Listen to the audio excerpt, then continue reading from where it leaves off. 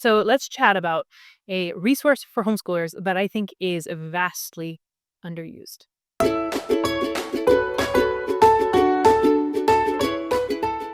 Hey guys, welcome and thanks for joining me today. So I am a young homeschooling mom of three. I have a first grader and a kindergartner and a toddler. I'm also a homeschool graduate, and this channel is really just everything homeschool, anything and everything that applies.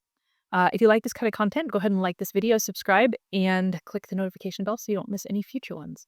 But today we are talking about a resource that I just don't see talked about enough in the homeschool community, especially online. And to be fair, I underuse this resource.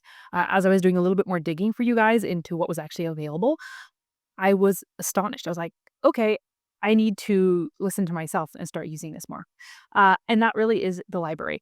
Now, before you go, yeah, I know there's stuff available. I did too, but I was actually surprised at how much was available. So stop and think for a minute. If libraries really just keep books, videos, music, even digital books, internet, the basics that we all know about, they would not still be popular today. They would not be building new ones. And that, like, they're okay, I don't want to say books are obsolete, but in our culture, they are becoming a little bit obsolete. So the library really has to stay relevant. They offer so much more than they used to. Oh my goodness. And also, to be fair, I know not everybody has access to good libraries. Not everybody's system is equal. Some libraries will offer much more and some will offer much less. So um, I know maybe not everybody can access the same things I can, but when I went on and looked at what was available through my local library, I was just blown away. So what I had here is 2 pages of list of just stuff available that you can get that's homeschool related, kid activity related. They have tech stuff. They have wellness stuff. I mean, I was just amazed. So I'm going to read through it. And then I went onto their site and tried to get a couple of pictures of the stuff I'm talking about. So I just popped some pictures up here so you can get a visual of what these things are. I don't have pictures for everything, but I'm going to try not to talk about it a lot, but kind of just run through the categories of stuff that I found available. And this is not it. There was so much more than this. I just pulled up some of the highlights and some of them. Do you get a good sampling of what's available, at least in my local library system? And I'm not talking about my single library here in our town, but our system, because most libraries have a system where several libraries are linked together. Okay, so let me just start. So our local library offers tickets. We have tickets for state parks passes. We have a botanical garden nearby us that we could get free tickets to.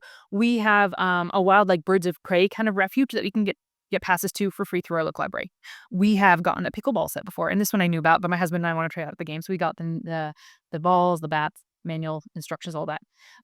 There is outdoor games and activities for your kids. There are stepping stones, there are bocce ball sets, cornhole sets, hammocks, and like tons more. There was also like giant Jenga and dice and domino games for outside. There was so much more for your kids to use outside.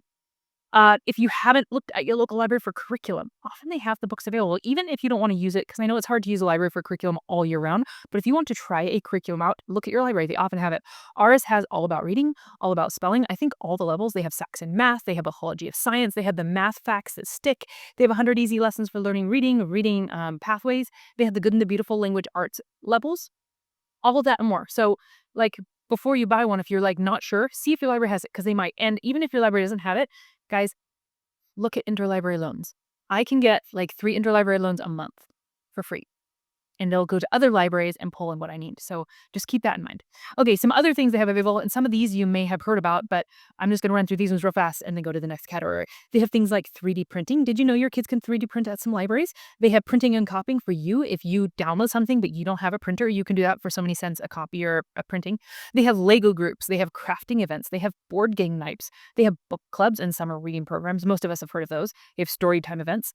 Our local library actually will rent out Yodo players, and they have tons of cards in the databases for them, but you can actually rent out the players themselves. I was like, oh, that's cool.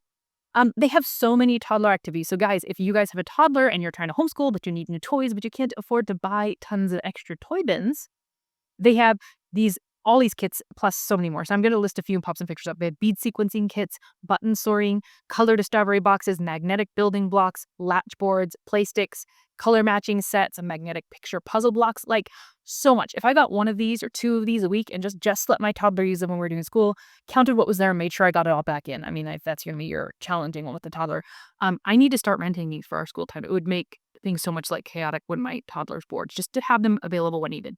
Okay, another category of stuff they have, and again, there's more than just what I'm going to list, but they have technology kits. So they have an action camera kit that you can set up outside. They have a metal detector. They have a vlogger kit. I think mine even has like a podcasting kit. I'm like, oh, maybe I should see if their technology is better than what I'm recording with and borrow it. They have wellness gear. So I could get a Fitbit. I could get resistance bands. I could get yoga mats and yoga rollers. I could get a blood pressure monitoring kit. I could get a massage gun. I already have one of those because my back is bad, but I could. Another thing that I've seen, and actually this is something that Davine over at Common the Chaos, another homeschool YouTuber, uses frequently, is you can rent out their meeting rooms or their conference rooms. And I know she does, I think a couple times a week, rent out one of those rooms to do school with her kids in a new environment. I think she needs to be in town and needs to use that. But you could use one of those conference rooms to get your kids out of the house. And then after you're done with school, go into the library and do one of their events or borrow one of the stuff or just kind of let your kids browse. But you can use those. Or for like meeting up with other homeschool moms, like you could get a conference room and you guys could meet up and do like co-op type stuff. Okay, other types of kits they have. They have STEM or STEAM kits. So just a few of those would be they have a high quality microscope. They have snap circuit boards. They have coding robots. They have human body models that you can like take apart. Specimen kits. They have this like magnetic cell kit. Like these are just some. Like there's a ton. If you want to incorporate some of these into your homeschool, but again, don't have the budget to go buy kits for everything, right? I think these would be super for science. Um, our library has an automotive database where you can put in your car and you can look up like any problem with your car. Now, I'm not a mechanic, so I wouldn't necessarily know what to do from there, but my husband would use some of that. So I need to remember to tell him about that actually. Okay, our local library has a bicycle repair kit you could borrow. That's cool. They have musical instruments. They have at least a guitar, an electronic keyboard, a ukulele, and like one of those tongue drum things. So that's super cool. And then they have learning kits, just general like manipulatives. And again, I can't download pictures and tell you everything they have. There was so much, but just a few. They have like this architecture building kit. They have this earthquake engineering kit. So you like engineer, and then they have like a shake table to see how well you did for your kids. They have counting bears, peg number boards, these like letter crayon things, 10 frame floor mats, which is super cool because we use 10 frames in our map. So the kids can have fun doing that, like actually with a big floor map, as kind of a variety, learning time kits, and like so much more. So guys, this was like 2 pages of like fairly small writing in here, but this was not even everything. Now, again, I know my library is not everybody's library, but if you haven't dug past what you see on the surface, you should really go in and start searching and see. A couple keywords I would look if you're going to look for this type of thing. Look up STEAM and STEM. Look up kits or activity. Look at the word passes or sets, or curriculum or homeschool. Like those are some of the keywords if you're searching, because I can search these in my database where I just search for books. So look up like activities, sets, kits, STEAM, homeschool, some of those keywords, and just see what you find. You might be surprised what you can come up with. I think it'd be fun, actually, if you guys have a favorite find that you've found at the library, or if you go look at your library and you find some cool stuff, come back and let me know. I'd love to know what you find. I'd love to know some of the favorite things that you've accessed through your library.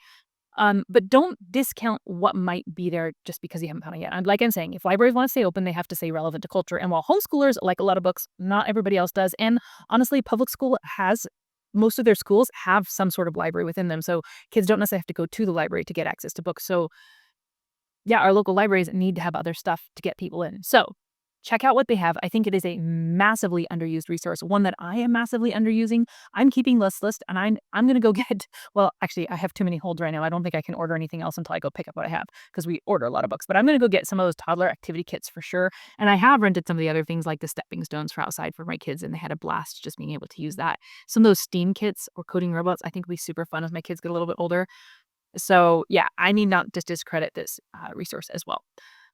If you have a resource that you think homeschoolers are not using to its fullest, like if you think there's a resource that's massively underused, like the library, post it below and let me know, because if I'm underusing it, I would like to know, and I know everybody else who's watching this video would as well. So yeah, that's all I have for you. Go check out your library, see what it has, and come back and let me know.